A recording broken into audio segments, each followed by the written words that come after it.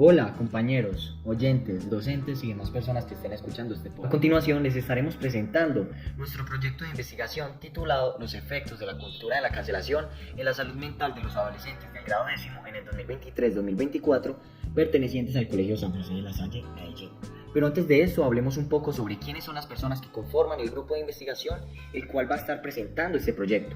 Bueno, mi persona, Simón Arias Cuartas, también tenemos a Sofía Rojo Salazar y por último, y no menos importante, a Isabela Jaramillo Osorio.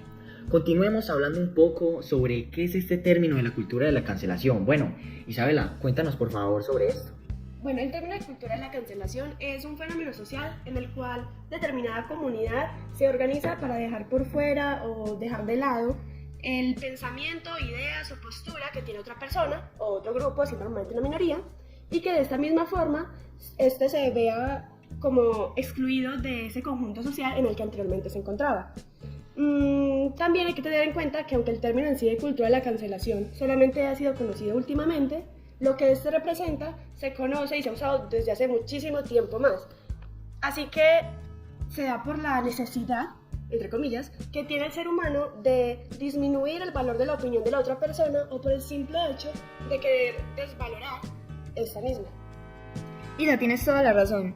Y además de esta definición que nos acabas de dar, es importante fijarnos en otros autores, como lo son Burgos y Hernández en su documento del 2017 acerca de la cultura de la cancelación. Ellos proponen o plantean que este fenómeno social funciona con la dinámica de un enjambre, es decir, que una persona o un grupo moviliza a la mayoría con el propósito de transmitir un mensaje de rechazo y de cancelación. Y bueno, en muchos casos puede ser delatando un acto de injusticia social, pero en otros es simplemente seguir una tendencia en lo que alguien o algunos establecieron como la verdad. Como dicen estos autores, es importante aclararlo y es que la cultura de la cancelación tiene un lado oscuro. Lo que hace referencia a esto es que da paso a la desinformación, a tergiversar la realidad y en muchos casos también da paso a la discriminación. El fenómeno de la cultura de la cancelación se ha visto en muchos países alrededor de todo el mundo. Muchas personas de hecho conocen sus casos, como lo son China, Irán, Vietnam, incluso Pakistán, en los que de una forma un poco más drástica cancelan o castigan temas como lo son la religión y la política, en los casos de que una opinión vaya en contra del sistema. Aunque bueno, si lo pensamos de una forma más detenida, la religión y la política son temas de hecho un poco fuertes en la mayoría de países.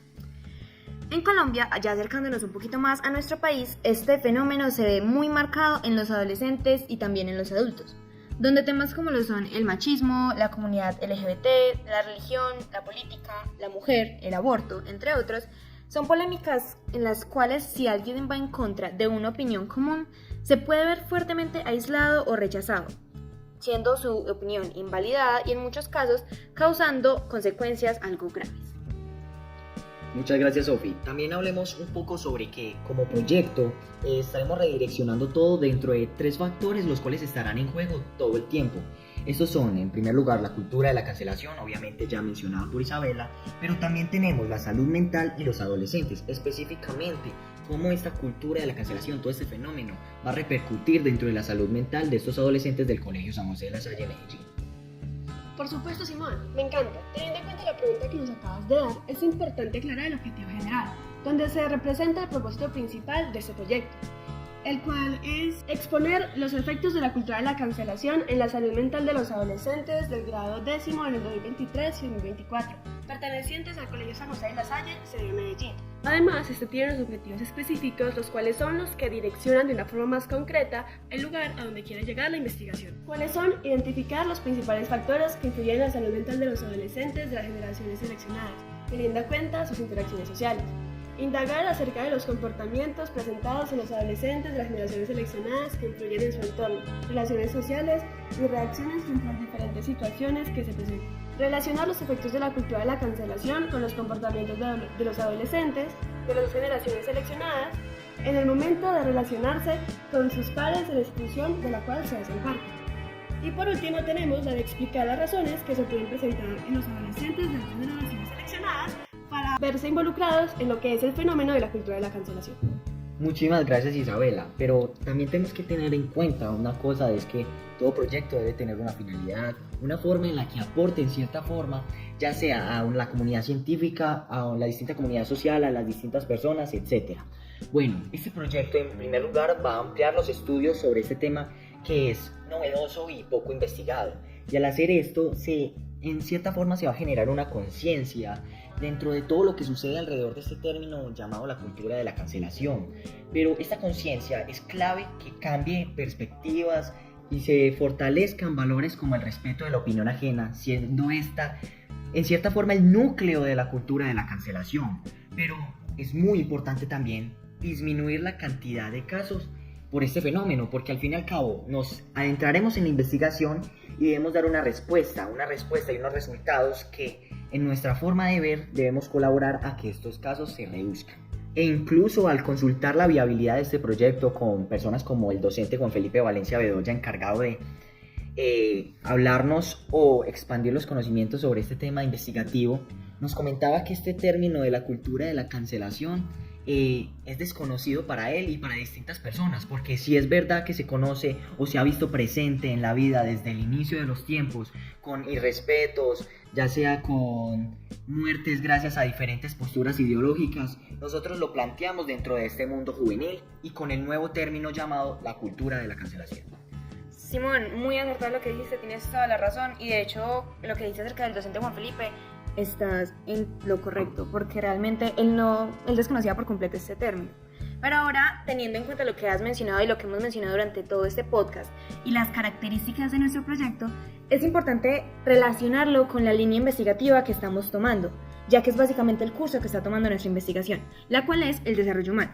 Se enfoca en mejorar esas condiciones de vida que tiene una persona, siendo en nuestro caso principalmente las psicológicas. Además de esto, se busca proteger algunos derechos como lo son el de la vida, la dignidad humana, el respeto y algunas otras direccionadas a cada persona como ser íntegro. Super Sofi, muchas gracias por lo que acabas de decir, muy importante. Pero ahora, para complementar el tema, tenemos a una invitada, la cual se llama Gladys Marina Osorio Botero. Esta es una psicóloga con una maestría en Psicología Clínica de la Salud y doble titulación en terapia cognitiva y conductual. Así que nuestra primera pregunta para usted es, teniendo en cuenta el mundo juvenil, ¿cómo se podría evitar el fenómeno social de la cultura de la cancelación?